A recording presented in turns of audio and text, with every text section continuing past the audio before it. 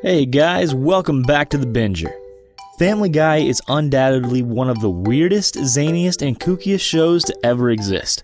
If you've seen even just one episode, you've seen just how off the wall and absurd it can get. From a talking dog to a diabolical evil baby genius to an oversized fighting chicken, there's no shortage of imagination stretchers here.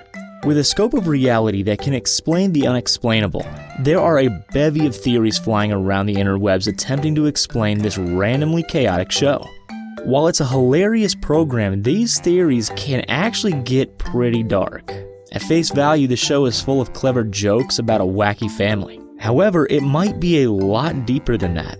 There may be some things about Family Guy that will make you never look at it the same way again. These are the darkest Family Guy theories that just may be true. There's been a spread of mutations in Quahog. Fans are convinced that there's more to Quahog than meets the eye. Specifically, it's Stewie that raises eyebrows. He's the youngest child of the Griffin family, who somehow can talk, has the mind of an evil genius, and has a misshapen head unlike anyone else in his family. There needs to be some kind of explanation, right? This theory suggests that there's been some sort of widespread mutation crisis in Quahog, the New England city in which the Griffin family resides.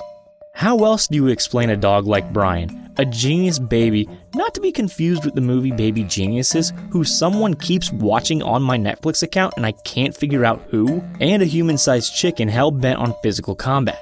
Beyond physical mutations, it's apparent that the residents of the town can act somewhat different from a normal society.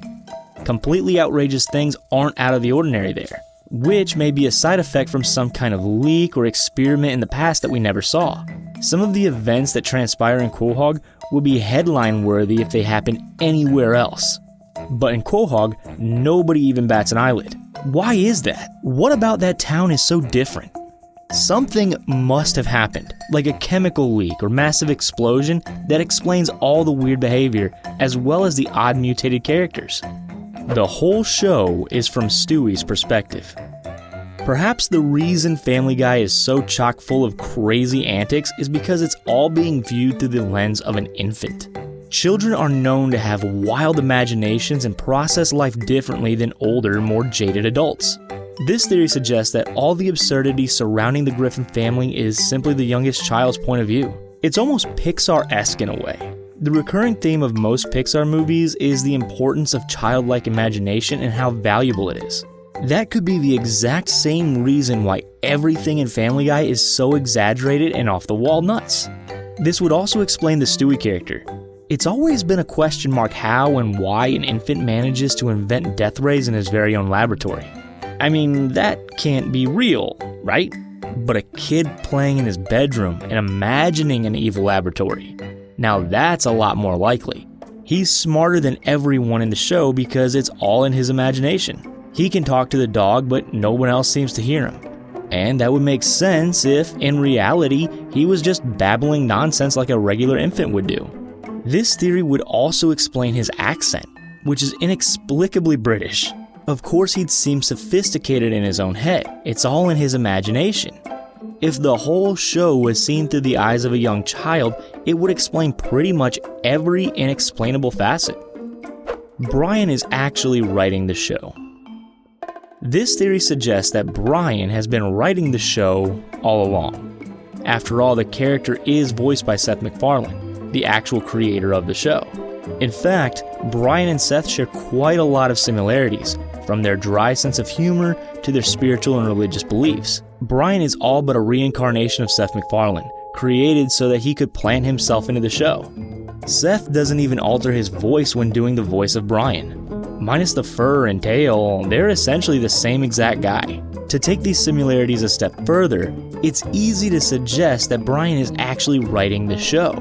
For starters, he's a dog who can somehow talk, hold down a job, and manages to date beautiful women. Every other character is exaggerated to the nth degree, but Brian seems to be the only regular one, if you can call a talking dog regular. He's got a sound head on his shoulders and seems to be the only reasonable one in the bunch. If Seth is Brian, then Family Guy is Brian's show. Just think about how fast-paced and random Family Guy episodes are. The amount of cutaway scenes would have to be written by someone with an extremely short attention span. Someone like, I don't know, who has a short attention span? A dog, maybe? Brian was actually human before. What if Brian wasn't always a dog? One thing we can all agree on is that he isn't an ordinary dog. I mean, how many canines do you know that can talk? He's definitely not normal, but we don't know why. This theory suggests that Brian was once a human and during a CIA experiment had his brain transferred into a dog's body. This wouldn't be the only time that this has happened in the Seth MacFarlane universe. American Dad fans will recall Klaus, the goldfish. At one time, Klaus was an East German Olympic ski jumper who has his brain and presumably vocal cords transferred into the body of a goldfish by the CIA, who were trying to stop him from winning the 1986 Winter Olympics gold medal. Since American Dad is another invention of Seth MacFarlane, that would suggest that both of these shows exist within the same reality and under the same set of rules. With that sort of technology readily available, it's not impossible that Brian was once a human being who had his brain implanted into a dog's body by the CIA. We can speculate until we're blue in the face about the reasons why, but all that really matters is it's a possibility and would explain a lot. Stewie isn't Lois's son. This theory suggests that Stewie isn't actually Lois' son, but rather Meg's child. As the theory goes, Meg had a boyfriend who skipped town after impregnating her. Wanting to protect her daughter, Lois claimed the baby was her own and helped cover it up. She was able to convince her dim-witted husband and imbecile son because, well, let's face it, neither are the sharpest tool in the shed. Seth MacFarlane is in love with Alex Borstein. For those unfamiliar with Alex Borstein, she's the former Mad TV star who voices the character of Lois. In the show, multiple characters are madly in love or obsessed with Lois, namely Peter, Quagmire, Brian, and Stewie all undoubtedly have an unhealthy obsession with her. What do those characters all have in common? Yeah, they're all voiced by Seth MacFarlane. In fact, Quagmire has a couple different romantic encounters in the show, most notably with Trisha Takanawa and Loretta Brown. What do those two characters have in common? You guessed it, they're the other two characters voiced by Alex Borstein.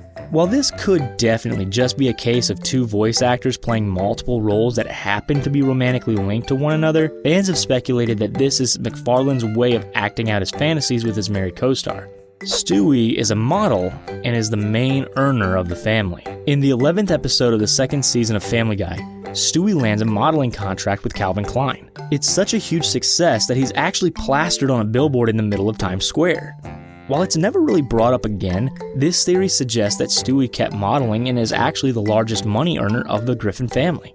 Fans believe his career took off from there, and the family has been living off his earnings rather than saving the money for when he grows up. I mean, how else do you explain the Griffins' absurd spending habits? Peter rarely goes to work but can afford to purchase a helicopter on a whim. It would be classic Peter to be irresponsible and self-centered enough to waste his youngest child's money on lavish, unnecessary things. For all we know, Stewie's career has skyrocketed since his inaugural success, and the family is just caking off their adorable infant. It's all in Peter's head, and he is in an asylum. Last but not least, this is undoubtedly the darkest theory circling around about Family Guy. As the theory goes, all the other Griffin family members are dead, and Peter is in an asylum making all of this up in his imagination. The explanation is that Meg, a young and attractive girl, took her brother Chris to a party, but on the way, they got into a car crash and died. Lois, who was pregnant with Stewie at the time, was stricken with grief and took her own life, along with her unborn child in the process. Peter, left all alone to deal with losing his entire family, ends up in an institution, and the events of the show Family Guy are entirely in his mind, how he chooses to remember them. It would explain why Peter has an inexplicable disdain for his own daughter Meg. He's always putting her down and making her the butt of the joke, possibly because he resents her for starting the whole downward spiral. It would also explain why Stewie looks so different and never ages. Peter never actually met him because he was never actually born. Family Guy would be an incredibly dark show if this were actually the case. While none of these theories have ever been confirmed, there's no denying their plausibility. Do you have any Family Guy theories of your own? We'd love to hear about them down in the comment section below. If you enjoyed this video, make sure you hit that thumbs up button and let us know. Also, click the red subscribe button to stay up to date with all of our new releases. Until next time, thanks for watching.